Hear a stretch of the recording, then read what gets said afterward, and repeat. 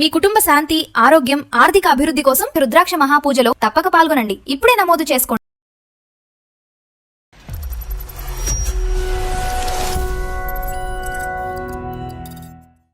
టాలెంటే నాకు పెద్ద బాధ అయిపోయిందండి. మళ్ళీ చాలా జాబ్స్ చేశారండి. టీచర్ గా చేశారు, ఫ్యాకల్టీగా చేశారు, ఐటీలో చేశారు, బ్యాంక్ లో కూడా చేశారు. అదేనమ్మా, బ్యాటింగ్, బౌలింగ్, ఫీల్డింగ్. కానీ ఎందులో ఒక స్థిరత్వం ఉండదు. ఆల్ రౌండర్ కానీ ఎందులోనూ ఉండదు. బతికితే కింగ్ లాగా బతకాలి. అతను కింగ్ అన్నాడా, మిమ్మల్ని క్వీన్ అని కూడా అన్నాడమ్మా? ఆయన కింగ్ అంటే ఇంకా ఆటోమేటిక్ గా నేను క్వీనే కదా సార్. అబ్బా, సినిమా నిజం అవలేదనా మీ అభిప్రాయం? పోస్టర్ కూడా అవ్వలేదు సార్ నాది. అయ్యో, 40 lakhs అప్పు ఉంది సార్. ఓహో, 40 లక్షలు అప్ప అమ్మా. మనోడికి స్పీడ్ ఉంటది కానీ ఆలోచన ఉండదు. ఇప్పుడు ఈ 3 years లో అది మించి పోషించి 60 lakhs వరకు చేశారు సార్.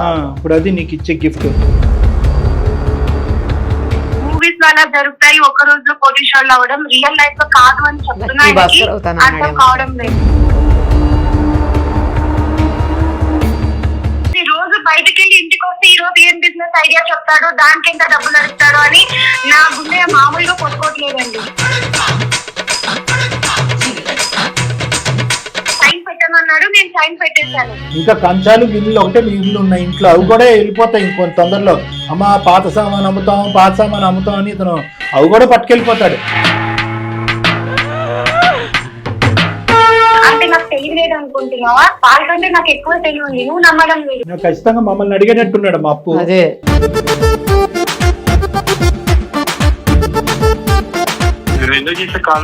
ఫైనాన్షియల్ అడ్వైస్ ఇద్దామని. వచ్చేటటువంటి లాభంలో 50-50.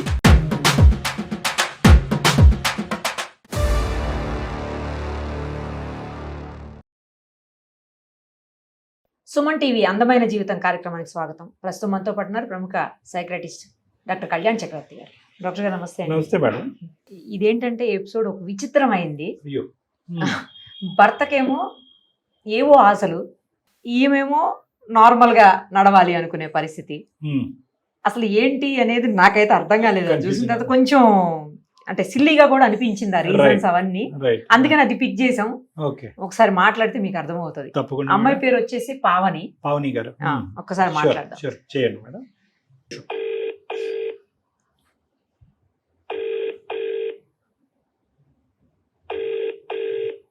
హలో, పావని గారేనండి? అవునండి, మీరెవరు? నేను నిరుపమ, సుమన్ టీవీ నుంచి కాల్ చేస్తున్నానమ్మా. మీరు అందమైన జీవితం కార్యక్రమానికి మెయిల్ చేశారు, గుర్తుందా? అవును మ్యామ్. అంటే మేడం, నా మెయిల్ కి రెస్పాండ్ అయ్యాను. కొంచెం డిఫరెంట్ గా అనిపించింది మిగతా వాటితో కంపేర్ చేసినప్పుడు. అందుకని ఒకసారి మీది పిక్ చేశాము. మనతో పాటు డాక్టర్ కళ్యాణ్ చక్రవర్తి గారు కూడా ఉన్నారు. ఒకసారి అసలు మీ ప్రాబ్లం ఏంటో ఎక్స్ప్లెయిన్ చేస్తే దానికి సొల్యూషన్ ఏంటి అనేది ఆలోచిద్దాం. Thank you sir. మిమ్మల్ని డైరెక్ట్ గా కలుద్దాం అనుకున్నాను, కాకపోతే అవ్వలేదు. సో అందుకే ఇలా మెయిల్ ద్వారా కలుస్తున్నాను అన్నమాట. చెప్పండి. Thank you so much sir. నేను బెంగళూరులో ఉంటాను. మ్యారేజ్ అయిన తర్వాత ఇక్కడికి షిఫ్ట్ అయ్యాను. నా తెలుగు కొంచెం బాగానే మాట్లాడతాను. ఎక్కడైనా మిస్టేక్స్ వస్తే ఏం అనుకోద్దని. చెప్పండి సార్, నాకు మ్యారేజ్ అయ్యి 3 years అయింది సార్. నాకు ఒక పాప ఉంది, 1.5 year పాప. మా హస్బెండ్ గురించి ఎలా చెప్పాలో కూడా నాకు అర్థం కావడం లేదు. ఏమైనా అలవాట్లు ఉన్నాయా ఏంటి? మీరు ఎలా చెప్పినా డాక్టర్ గారికి అర్థమవుతుంది. మా హస్బెండ్ టాలెంటే నాకు పెద్ద బాధ అయిపోయిందండి. ఆయన అన్నిట్లో టాలెంటెడే. బిజినెస్ చేస్తారు అంటే షేర్స్ అంటారు, దాంట్లో టాలెంటెడే. మళ్ళీ చాలా జాబ్స్ చేశారండి. టీచర్ గా చేశారు, ఫ్యాకల్టీగా చేశారు, ఐటీలో చేశారు. ఇంకా ఏది చేయలేదు అని బ్యాంక్ లో కూడా చేశారు. అన్నిట్లో జాబ్ చేశారండి. అదేనమ్మా, బ్యాటింగ్, బౌలింగ్, ఫీల్డింగ్ అన్ని అన్నిట్లో చేశారు. అన్నిట్లో టాలెంటెడే. కానీ ఎందులో ఒక స్థిరత్వం ఉండదు. ఆల్ రౌండర్ కానీ ఎందులోనూ ఉండదు.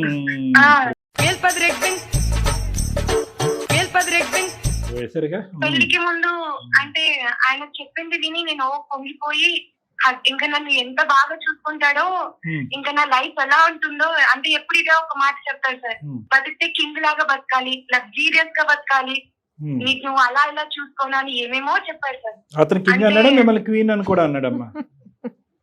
ఆయన కింద అంటే ఇంకా ఆటోమేటిక్ గా నేను క్లీనే కదా సార్. అబ్బా మంచి బాగా వేశారు. ఎవరికి వాళ్ళు ప్యాలెస్ కట్టుకున్నారా? అది అంటూ అంటూనే నన్ను ఏం చేశారో కూడా నాకు అర్థం కావడం లేలే చెప్పమ్మా, సారీ జోక్స్ అపార్ట్. నేను అనేది ఏంటంటే ఆ విధంగా నిన్ను అందులో ఎక్కించాడు, ఓకేనమ్మా, ఒక సినిమా చూపెట్టాడు, కానీ ఆ సినిమా నిజం అవ్వలేదనా మీ అభిప్రాయం? పోస్టర్ కూడా అవ్వలేదు సార్ నాది. ఏం అయ్యో చెప్పాలి ఇంకా?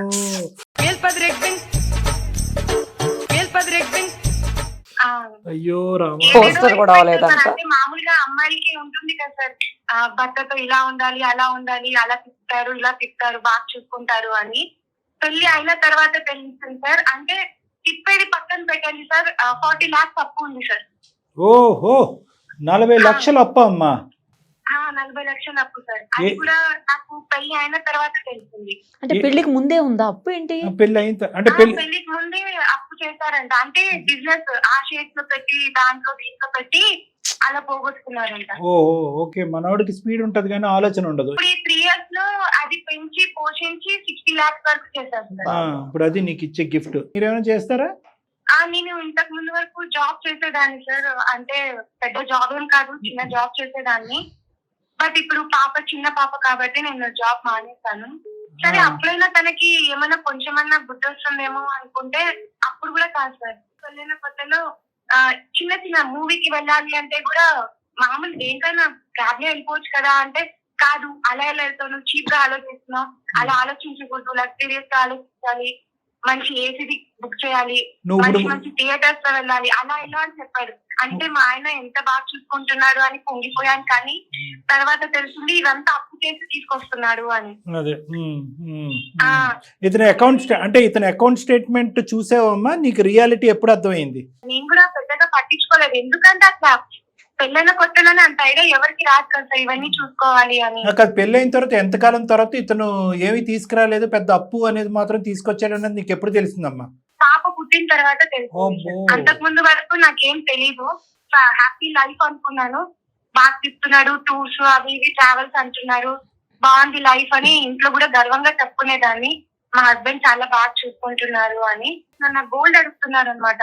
ఎందుకండి గోల్డ్ అంటే ఇక్కడ బిజినెస్ చేస్తున్నాం అని అడిగాడు. అంటే ఆయన తెలివైన వాడే కదా, చాలా నాలెడ్జ్ ఉన్నవాడు, ఏం చేస్తాడులే అనుకున్నాను. కాకపోతే ఏం చేశాడంటే నాది ఒక ప్రాపర్టీ ఉండేది, అది కూడా అమ్మేశాడు. ఇప్పుడు గోల్డ్ కూడా కొంచెం తీసుకెళ్లి అది కూడా అమ్మేశాడు. తాకట్టు పెట్టావమ్మా? కొన్ని తాకట్టు పెట్టానని చెప్తున్నారు సార్, కొన్ని ఏమో అమ్మేశాను అంటున్నారు. అది కూడా క్లారిటీ లేదు. అడిగితే కూడా నీకెందుకు, దాన్ని నేను ఇంకా 1000 రెట్లు చేస్తాను, ఇంకా ఎక్కువ చేస్తాను అని చెప్తున్నారు. ఊరికే కబుర్లు చెప్తాడు. అది రియాలిటీలో రండి, అది అలా జరగదు. మూవీస్ లో అలా జరుగుతాయి, ఒక రోజులో కోటీశ్వర్లు అవ్వడం, రియల్ లైఫ్ లో కాదు అని చెప్తున్నారు. అర్థం కావడం లేదు. ఇప్పటికీ ఆ కాన్ఫిడెన్స్ ఉందా? అయ్యో ఇప్పుడు కూడా అదే చెప్తున్నారు సార్. ఇప్పుడు ఇంకా గోల్డ్ ఉంది, అది ఇచ్చేస్తే దాన్ని పెట్టి షేర్స్ కొంటాను. ఇప్పుడు షేర్స్ చాలా హైవేలో వస్తాయి, 60 కోట్లు అవుతుంది, ఈజీగా తీరిపోతాయి, కోట్లలో వస్తాయని చెప్తున్నారు. కోట్లలో వస్తారావు, కోట్లలో అప్పు అవుతుంది. ఏం చెప్తారంటే, సరే అండి ఇప్పుడు పాప కూడా పుట్టింది కదా, ఏదైనా ఇల్లు తీసుకుందాము అంటే, అరే చిన్న చిన్న అపార్ట్మెంట్స్ ఎందుకు, మనం విల్లాలు తీసుకోవాలి, మన పాపని ఒక లగ్జరియస్ లైఫ్ ఇవ్వాలి, మన పేరెంట్స్, మీ పేరెంట్స్, మా పేరెంట్స్ ఏమి ఎప్పుడు చూడు లో క్లాస్ లెవెల్లో ఉంటారు, మనం అలా ఉండొద్దు, హై క్లాస్ లెవెల్లో ఉండాలి అని చెప్తారు. సరే ఇప్పుడు మీరు తప్పు చేశారు కదా, వాళ్ళతో అన్నా చెప్దాము అంటే, లేదు అప్పు గురించి చెప్తే మాత్రం నేను సూసైడ్ చేసుకుంటా, వాళ్ళకి తెలియకూడదు అని అంటారు. సరే వాళ్ళకి తెలియకుండా మనం ఎలా తీరుస్తాము అంటే, నువ్వు ఇప్పుడు బంగారం ఉంది కదా, నువ్వు ఇచ్చేయి, నేను వెంటనే అవి షేర్స్ లో పెట్టి దేనిలో పెట్టాలో నాకు బాగా తెలుసు, నీకు వెంటనే కోట్ల రూపాయలు నేను తీసుకొస్తాను, వెంటనే విల్లాలు కొనేస్తాను, ఇట్లా మాటలు చెప్తున్నారండి. ఇవన్నీ అయ్యే కథేనా? చూడండి, మీరున్న ఇంటికి కూడా ఇప్పుడు సేల్ బోర్డు పెడతాడు తొందరలోనే. అదే కదా, ప్రాపర్టీ ఉంటే అది కూడా అమ్మేస్తాయండి. ఇప్పుడు ఇంకా చాలా పలుకుతుంది అది. ఈ హై క్లాస్ పిచ్చి వల్ల ఉన్నవన్నీ అమ్మేస్తూ పోతుంటే ఇంకా మా బ్రతుకు ఏమవుతుందా అని నాకు భయం వేస్తుంది. నా పరిస్థితి, నా పిల్ల పరిస్థితి ఏమవుతుంది, చిన్న పాప, అందులో ఆడపిల్ల ఎలా పెంచుకుంటాము ఏంటి అని. ఆయనకున్న ఓవర్ కాన్ఫిడెన్స్ తో నేను ఏం చెప్పినా ఆయన అర్థం చేసుకోవడం లేదు. పాప పుట్టింది కదా, ఒక చిన్న కారణం తీసుకుందాము, పాపకి ఏమైనా హాస్పిటల్ కి కానీ లేకపోతే ట్రావెలింగ్ కానీ బాగుంటుంది అని చెప్తే, ఏంటి నువ్వు ఇంకా చీప్ గా ఆలోచిస్తావు, చిన్న చిన్న కార్లు ఏంటి, మన పాప తిరగాలంటే బెంజ్ లోనే తిరగాలి, అలానే ఆ పిల్లకి అసలు ఏమీ ఏమీ లేకుండా లేకుండా చేసి చేసినట్టున్నాడు. ఇల్లంతా కూడా అన్ని- ఖాళీ చేశాడు కదమ్మా. అదే అవును సార్. ఇప్పుడు పాపకి ఫంక్షన్ చేశాము, అన్నప్రాసన అవి చేస్తాం కదా సార్. మా పుట్టింటి వాళ్ళకి ఒక ఆనవాయితీ ఉంది, కడియాలు అవి అది చేపిస్తారన్నమాట. పాపకు పూజ పెట్టిన చేయమని. బంగారం. అవును. అవి కూడా ఏంటి, మీ వాళ్ళు చూడు ఇంత చీప్ తీసుకొచ్చారు, మన పాప ఇంత చీప్ వేసుకునే పిల్లేనా, లగ్జరియస్ గా ఉండాలి, డైమండ్స్ వేసుకునే పాపని ఇట్లాంటి చీప్ వేస్తారా అని చెప్పి అది కూడా అమ్మేశారు సార్. ఎప్పుడన్నా ఏమన్నా కొనిపెట్టాడా అండి అమ్మాయికి అసలు? ఏమన్నా తీసుకొచ్చే కంటే ఏంటంటే రోజు బయటకు వెళ్ళి ఇంటికి వస్తే ఈ రోజు ఏం బిజినెస్ ఐడియా చెప్తాడు, దానికి ఎంత డబ్బులు అడుగుతాడు అని నా గుండె మామూలుగా కొట్టుకోవట్లేదండి. పాపం అమ్మా. అయ్యో. కాదు ఇప్పుడు అమ్మ ఎక్కడో చాట ఇంకా ఓకే, పెళ్ళైన కొత్తలో అంటే కనుక తిమ్మిని బమ్మిని చేసి బమ్మిని తిమ్మిని చేసి ఏదో స్వర్గం చూపెట్టాడు, అరచేతిలో స్వర్గం అంటారు కదా, అలా చూపెట్టాడు.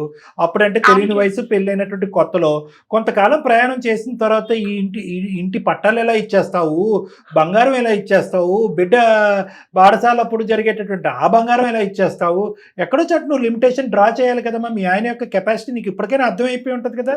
ఇప్పుడు అర్థమైంది సార్, ఇంకా అప్పుడు అర్థం పైన కాలేదు కదా. పొటారం పాప లోటారం బాధ అంటారు. అప్పుడు అంత నాకు తెలియలేదు. ఇంకా అప్పుడప్పుడే నాకు ఆ పాప బంగారం అమ్మిన తర్వాతే నాకు అర్థమైంది అబ్బా. అసలు ఏంటి, ఎందుకు అమ్ముతున్నాడు, ఏమైతుంది అని. ఆ తర్వాత నేను ప్రాపర్టీ డాక్యుమెంట్స్ అవి చెక్ చేసుకుంటే అప్పుడు తెలిసింది అది అమ్మేశాడని. నాకేంటి ఆ సైన్ పెట్టమన్నాడు, నేను సైన్ పెట్టేశాను. అమ్మా ఆయన మీద అన్ని పెట్టేస్తా నువ్వు. ఇంకా కంచాలు గిన్నెలు ఒకటే మిగిలి ఉన్నాయి ఇంట్లో, అవి కూడా వెళ్ళిపోతాయి ఇంకొంత తొందరలో. అమ్మ పాత సామాన్ అమ్ముతాం అని ఇతను అవి కూడా పట్టుకెళ్ళిపోతాడు.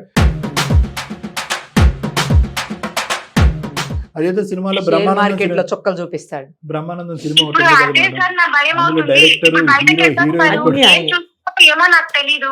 ఇంటికి వచ్చిన వెంటనే కొత్త బిజినెస్ ఐడియా అంటాడు. ఏవో అంతర్రాష్ట్రీయాల గురించి, వాళ్ళ గొడవల గురించి, వీళ్ళ గొడవల గురించి చెప్తాడు. అరే మన ఇంట్లో ఏం జరుగుతుంది, నువ్వు ఏం అమ్మేస్తున్నావు, పిల్ల భవిష్యత్తు ఏంటి, మన భవిష్యత్తు ఏంటి అంటే, అరే నువ్వు దాని గురించి ఎందుకు ఆలోచిస్తావు, నాకు అన్ని ఆలోచనలు ఉన్నాయి, నువ్వు ఫస్ట్ బంగారం చాలు. సరే అత్తమామతో మాట్లాడదామా అని చెప్తే వాళ్ళేమో మేము ఇవ్వాల్సింది మేము ఇచ్చేసాము, మాకు ఉన్నారు ఇంకా 2 పిల్లలు ఉన్నారు, వాళ్ళకు కూడా ఇవ్వాలి కదా, మీ ఆయన్ని నువ్వే నచ్చ చెప్పుకో, నువ్వే మార్చుకో అని చెప్తున్నారు. మా అమ్మా నాన్నకి చెప్తాము అంటే వాళ్ళు అలానే అంటున్నారు, నీ భర్త నువ్వే మార్చుకోవాలి. అయ్యో అందరు నిన్ను అది పెళ్లి చేసి పంపించేసాము అంటే అడిగాను సార్, మధ్యలో ఒక 5 లక్షలు 10 లక్షలు అడిగాను, వాళ్ళు పంపించారు పాపం. మరి వాళ్ళు అది నేను రిటర్న్ కూడా ఇవ్వలేకపోయాను. మళ్ళీ రివర్స్ లో అడుగుతుంటే వాళ్ళైనా ఏం చెప్తారు, ఇంకా నాకు చెల్లెలు కూడా ఉంది, వాళ్ళ మ్యారేజ్ చేసుకోవాలి, వాళ్ళు పెద్దోళ్ళు అయిపోయారు. అంటే ఎవరైనా కూడా ఎలా చూస్తారంటేనమ్మా, దురదృష్టం పావని నిన్ను బాగా సుఖపెట్టడం గురించే కదా మీ ఆయన ఎంత కష్టపడుతున్నాడు అని అంటాడు. ఎందుకంటే మిగతా అన్ని అంశాల్లో మంచోడే, మీకు ఎక్కడ తక్కువ చేయలేదు, బహుశా ఎక్కువ చేద్దాం అనే ఉద్దేశంతో ఉన్నదానికంటే ఇంకా తక్కువ చేస్తున్నాడు, అది వేరే విషయం. కానీ ప్రపంచాన్ని అందరికీ ఎలా కనిపిస్తాడు ఇతను గొప్ప మాటలు, ఇతను చూస్తే కనుక అబ్బా ఎంత ఇంటిలో పది ఉంటాడు, ఇతను ఎంత గొప్ప మనిషి, పిల్లల గురించి భార్య గురించి తప్ప ఇంకో ఆలోచన లేదు అన్నట్టుగా సమాజం అనుకుంటూ ఉంటుంది. సరే ఎంతవరకు బాగా అర్థమైందమ్మా, ఇతనికి ఉన్నది ఒక పెద్ద షాప్ ఏదన్నా ఉందంటే మీకు మీ కుటుంబానికి ఇతను ఓవర్ కాన్ఫిడెన్స్ అనేది పెద్ద షాప్ అని మనం అనుకోవాలి. ఎందుకు ఈమెయిల్ పంపించారు? ఆయన చెప్తే అర్థం కావడం లేదు సార్, నేను చాలా రకాలుగా చెప్పాను, అలా కాదండి ఇలా అండి. అందుకే మిమ్మల్ని నేను పర్సనల్ గా కూడా కలవాలి అనుకున్నాను. అంటే ఆయన గురించి చెప్పి, అంటే ఇప్పుడు ఏదైనా కౌన్సిలింగ్ అన్నా అలా కాదు, మీరు పలానా వ్యక్తిని కలిస్తే మీకు ఏమైనా తెలుస్తాయి అని చెప్పినా, అంటే నాకు తెలియలేదు అనుకుంటున్నావా, వాళ్ళకంటే నాకు ఎక్కువ తెలివి ఉంది, నువ్వు నమ్మడం లేదు, అందరు నమ్ముతారు నన్ను, నువ్వు నమ్మడం లేదు అంటారు. నాకు ఖచ్చితంగా మమ్మల్ని అడిగేటట్టున్నాడు మా అప్పు. అదే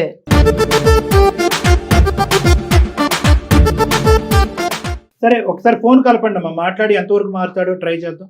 ఓకే సార్, కలుపుతున్నాను. మీ హస్బెండ్ నేమ్ ఏంటి? పవన్ అండి. ఓ పావని పవన, బాగుంది. సరే కనెక్ట్ చేస్తారా ఒకసారి మాట్లాడతాం.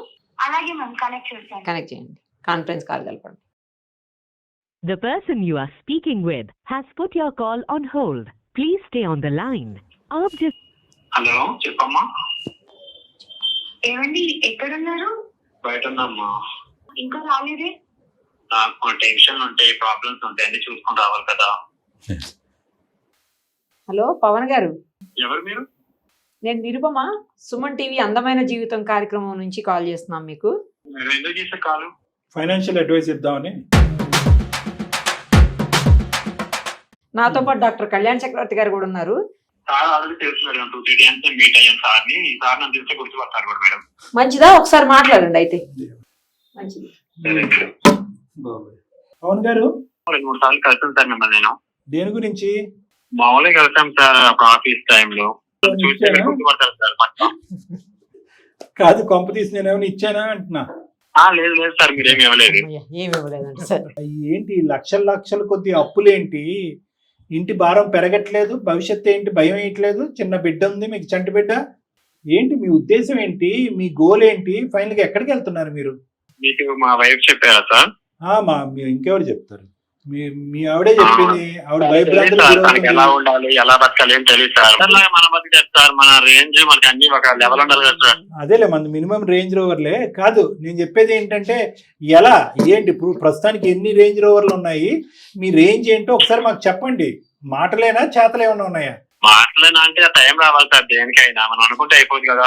దేనికైనా ఒక రోజు అనేది వచ్చింది. అది వచ్చిన రోజు నేను నా లెవెల్ ఏంటో అప్పుడు తెలుస్తుంది సార్. ఇప్పుడు చెప్పండి ఎలా చెప్తాను. ఎప్పుడు వస్తుంది మీకు ఆ టైము? 10,000తో లక్షలు, 2 లక్షలు, 5 లక్షలు సంపాదించిన రోజు కూడా ఉంది సార్. ఎప్పుడు వస్తుంటే మరి టైం రావాలి దేనికైనా.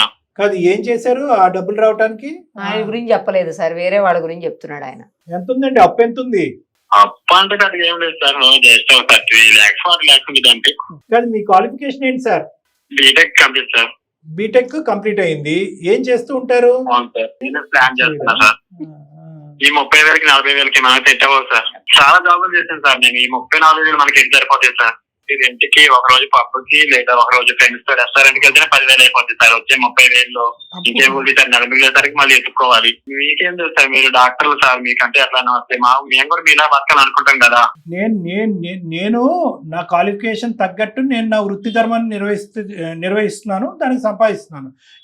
నీ క్వాలిఫికేషన్ ప్రకారం నువ్వు ఆ ధర్మాన్ని నిర్వర్తించవచ్చు కదా. నువ్వెందుకు ఈ ఆకాశానికి నిచ్చినట్టు ఏంటి? చదివితేమో సార్, తెలివితేటలు ఉండాలి మనకి. తెలివితేటలు ఉంటే చదువు లేని వాళ్ళు కూడా ఎంత రేంజ్ లో లేదు.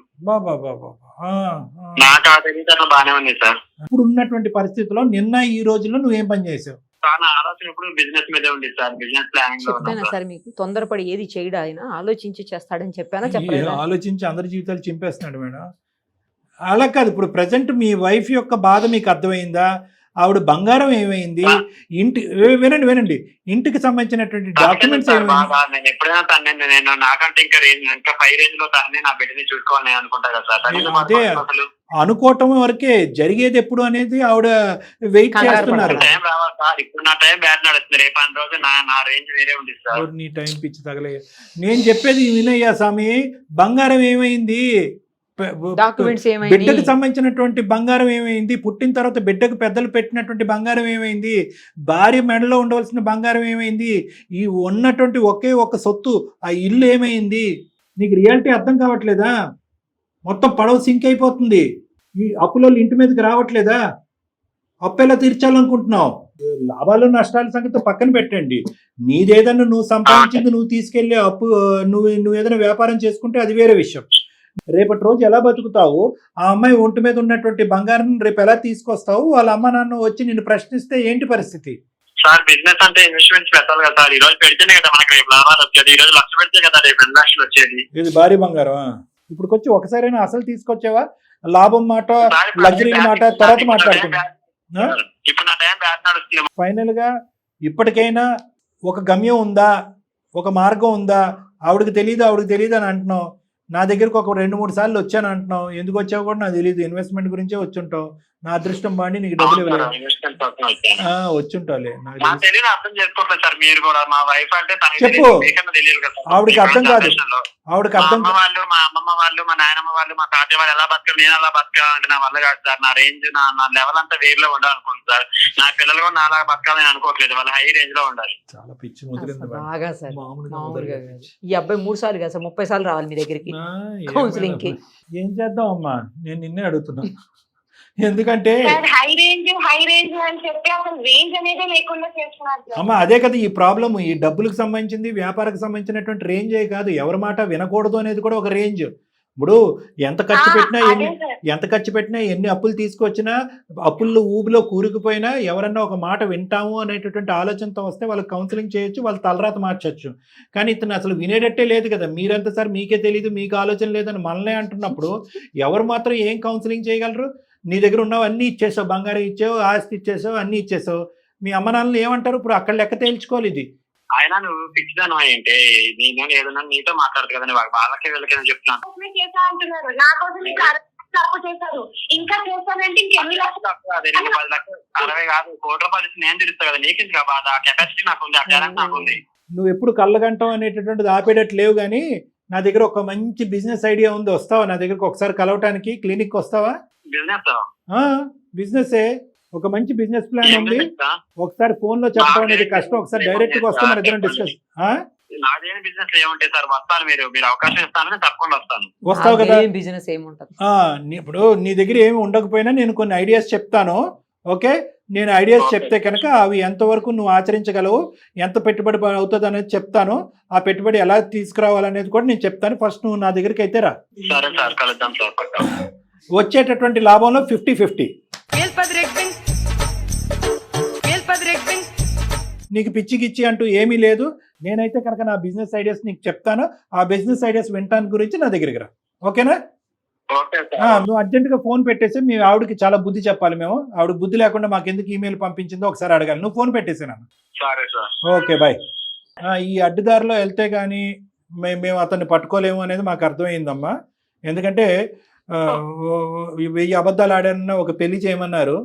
ఒక అబద్ధం ఆడైనా కూడా ఒక పిచ్చిని కుదర్చాలి అంటే కనుక తప్పట్లేదు. కాబట్టి అతనికి నిజంగా మానసిక పరిస్థితి బాగాలేదు, దురదృష్టం. అంటే మీరు అనొచ్చు, ఏమండి మానసిక పరిస్థితి బాగాలేని వాళ్ళు బీటెక్లు చేస్తారా, మానసిక పరిస్థితులు బాగాలేనటువంటి వాళ్ళు బిజినెస్లు చేస్తారని చెప్పి. అది వేరు. ఈ లెక్కలేనితనము, ఈ వెచ్చలివిడిగా ఖర్చులు పెట్టాలు, అప్పు చేసి పప్పు కూడు కాదు కదా, ఇంటెల్లిపాది అందరినీ నట్టేట్టు ముంచేసేటటువంటి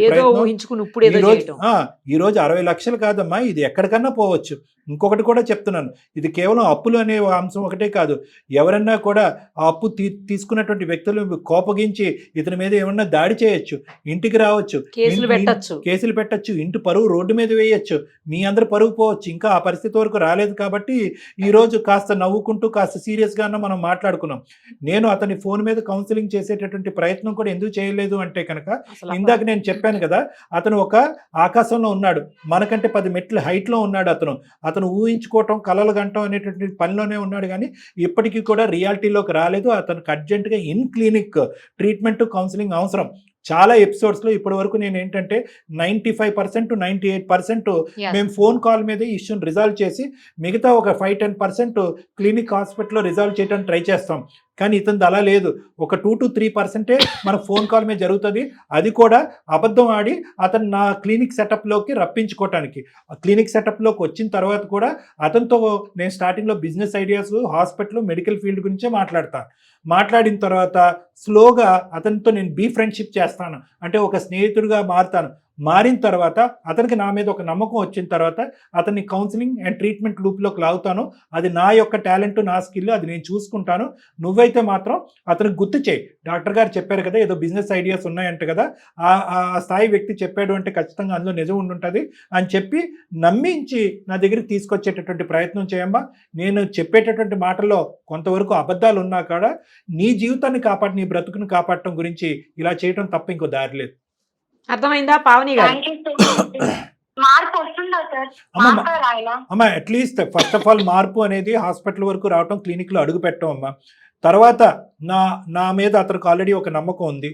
ఇంతకుముందు కూడా ఒక 2-3 సార్లు ఏదో కారణం మీద నా దగ్గరకు వచ్చాడంట.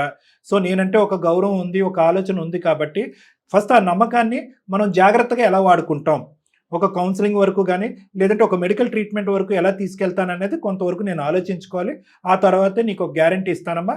పైపెచ్చి నీకు ఇంకో మాట కూడా చెప్తున్నాను, ఒకప్పుడు నా వంతు ప్రయత్నం నేను చేసిన తర్వాత కూడా అతనిలో మార్పు రాలేదు అనుకుంటే నీ బిడ్డ భవిష్యత్తు, నీ భవిష్యత్తు నువ్వు ఆలోచించుకోవాల్సినటువంటి ఆవశ్యకత ఉందమ్మా. ఎందుకంటే నువ్వు సర్వస్వం అతనికి ఇచ్చేసావు. ఈరోజు నీ దగ్గర అంటూ ఏమీ లేదు. చదువుకున్న దానివైనా కూడా పెళ్లి గురించి ఉద్యోగం కూడా వదిలేసావు. నువ్వు ఏకాకి అయిపోయావు. ఇంకా రానున్న రోజుల్లో ఈ వ్యక్తి ఇదే మొండితనం మంచితనం ఇదే వైఖరిని చూపెడితే కనుక నువ్వు పెద్దలతో డిస్కస్ చేసి ఒకప్పుడు డాక్టర్ చేసిన ప్రయత్నం కూడా ఫలించలేదు, నేను ఎలాగా నా జీవితం ఎలాగా అని చెప్పి మీ పెద్దల యొక్క సలహా తీసుకుని నువ్వు బయటపడటం మంచిదమ్మా. అదంతా తర్వాత కానీ ఫస్ట్ అయితే సార్ దగ్గరికి వచ్చిన తర్వాత అప్పుడు ఏం చేయాలని డిసైడ్ చేయొచ్చు పావని గారు. ఇక్కడ ఏంటంటే ఈ మాత్రం మనం ఎందుకు మాట్లాడుతున్నాం అంటే అమ్మా, మనిషి పిచ్చి పిచ్చిగా మాట్లాడి పిచ్చి ఇన్వెస్ట్మెంట్స్ చేసినా కూడా వ్యక్తి మంచోడు. ఇప్పటికి కూడా భార్య పిల్లలు కుటుంబ శ్రేయస్ కోరుకుంటున్నాడు, మీ సుఖ సంతోషాలు కోరుకుంటున్నాడు, మీ శ్రేయస్ కోరుకుంటున్నాడు. చాలా ఇష్టం ఉంది. అలాగే బిహేవ్. సో ఆ ఒక్క కరెక్ట్ వద్దమ్మా, వదలొద్దు. ఆ బిహేవియర్ అలా ఉంది కాబట్టి 600 100 ఒక్కసారి కాకపోయినా 100 సార్లైనా ప్రయత్నం చేసి అతని మానసిక పరిస్థితి మార్చేటటువంటి పూర్తి స్థాయి ప్రయత్నం నేనైతే చేస్తానమ్మా. నాకున్నటువంటి అనుభవంతో అది ఖచ్చితంగా జరుగుతుందని నేను అనుకుంటున్నాను. నువ్వైతే మాత్రం నువ్వు చేయవలసింది ఏంటంటే అతనికి ఇది ఒకసారి ఈ అపాయింట్మెంట్ గురించి, నా కౌన్సిలింగ్ గురించి గుర్తు చేయి. ఒకప్పుడు నేను మళ్ళీ రాను అని చెప్పి ప్లేట్ ఫిరాయిస్తే కనుక నిరుపమా మేడం గారిని మా మేనేజర్స్ యొక్క నెంబర్ ఇస్తారు. మా మేనేజర్స్ రిపీటెడ్గా ఫోన్ చేసి సార్ వెయిట్ చేస్తున్నారు అని చెప్తారు. ఆటోమేటిక్గా అతను రప్పించుకునేటటువంటి ప్రయత్నం చేస్తారు. అర్థమైందా పావని గారు? అలాగే మేడం, అర్థమైంది. నేను ఖచ్చితంగా పంపిస్తాను మేడం. ఈ ప్రోగ్రామ్ లో చూసాను నేను, చాలా మంది సొల్యూషన్స్ మీ వల్లనే దొరికాయి. అలాగే నా ప్రాబ్లమ్స్ కూడా సొల్యూషన్ మీ వల్లే దొరకాలి. తప్పకుండా 100% అమ్మా, అవుతుంది. నేను ఇస్తున్నాను కదా గ్యారంటీ, 100% అవుతుంది. బాయ్ అమ్మా, బాయ్ తల్లి, బాయ్ అమ్మా. మొత్తానికి కాదు సార్, ఇట్లా రకరకాల ఇలా కూడా ఆలోచించేటోళ్ళు ఉంటారా అంటే వీళ్ళందరినీ ఏమంటారంటే వీళ్ళందరూ ప్లానర్స్ మేడం. మీరు చూసుకుంటే ప్లానర్స్ అని కూడా అనడం కానీ అత్యుత్సాహంగా విపరీతంగా ఊహాజనకమైనటువంటి లోకంలో ఉండేటటువంటి మనస్తత్వం. ఏవైతే కనుక మన ఎవరికి ప్రమాదం ఉండదు కానీ వాళ్ళకి ఇబ్బంది, వాళ్ళకి ప్రమాదం, అందరికీ ప్రమాదమే మేడం. ఈవెంచువల్లీ ఇప్పుడు ఈ అమ్మాయి ప్రమాదం లేదు, ఆ అమ్మాయి ఇప్పుడు భవిష్యత్తు ఆగమ గోచరం, బిడ్డ ఉన్నాడు, భవిష్యత్తు లేదు కానీ అప్పు మాత్రం తండాలుగా ఉంది, భయంకరంగా ఉంది. అంటే వీళ్ళు ఏంటంటే ఎక్కడో చోట ఇన్ఫ్లుయెన్స్ అవుతారు మేడం. ఎవరో 1-2 ఎగ్జాంపుల్స్ ఉంటాయి చూడండి, చదువుకోకుండా ఎక్కడో స్థాయికి వెళ్ళిపోయినటువంటి వాళ్ళు, ఒక లాటరీ టికెట్ తో 100 కోట్లు సంపాదించినటువంటి వాళ్ళు, ఏమీ లేకుండా ఈజీగా ట్రేడ్స్ షేరింగ్ లో సంపాదించేసేటటువంటి వాళ్ళు అని వీళ్ళ యొక్క ఉన్న సైకాలజీ ఏంటంటే డబ్బుల మీద విపరీతమైనటువంటి ఆశ ఉంటుంది, డబ్బుల మీద లెక్కలేనితనం అనేది కూడా ఉంటుంది. పెట్టుబడి పెట్టేస్తే కనుక ఆటోమేటిక్గా లక్షల కోట్లు అవుతాయి అనేటటువంటి ఆలోచనలో ఉంటుంది. రిస్క్ యాక్సెప్ట్ చేయరు, ఎప్పుడు లాభం వైపే ప్రాఫిట్ వైపే చూస్తూ ఉంటారు. ప్రతి దాంట్లో ప్రాఫిట్ ఉన్నదని దిగుతారు, ఏమాత్రం చిన్న రిస్క్ చూసినా కూడా అక్కడి నుంచి పారిపోయి ఇంకో చోటుకి వెళ్ళిపోతూ ఉంటారు. అక్కడ మళ్ళీ రిస్క్ కనిపిస్తే ఇంకో చోట జంప్ చేస్తారు. అందుగురించి ఇందాక అమ్మాయి మల్టీ టాలెంటెడ్ అండి, కానీ ఏ ఒక్క టాలెంట్ లేదు. రూపాయి పెట్టి తిండి కొని ఆ రూపాయితో ఆనందంగా ఉన్నటువంటి రోజు లేదు. Jack of all trades master of none అని ఒక సామెత ఉంది, ఒక ఇంగ్లీష్ సామెత. వాడు అన్నిట్లో నిష్ణాతుడే కానీ ఏ ఒక్క దాంట్లోనే గెలవడం ఆ type. Right sir, thank you so much.